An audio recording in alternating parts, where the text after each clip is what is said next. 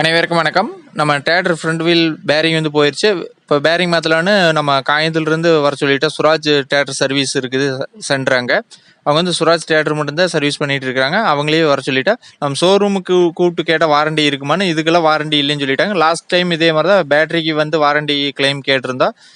Dynamo பிரச்சனையால் அதுக்கும் warranty இல்லைனாங்க. நம்ம டைனமோ ரெடி பண்ணி போட்டால் இப்போ வீல் பேரிங்க்கு கேட்டிருந்தேன். இது மாதிரி வீல் பேரிங்க்கு வாரண்டி இருக்குமான்னு, அது இல்லை அப்படின்ட்டாங்க. சரி நம்ம தனியாக இவங்களையே கூப்பிட்டு மாற்றிடலான்ட்டு சுராஜ் சர்வீஸ் பண்ணிகிட்டு இருக்காங்க. அவங்களையே கூப்பிட்டோம்.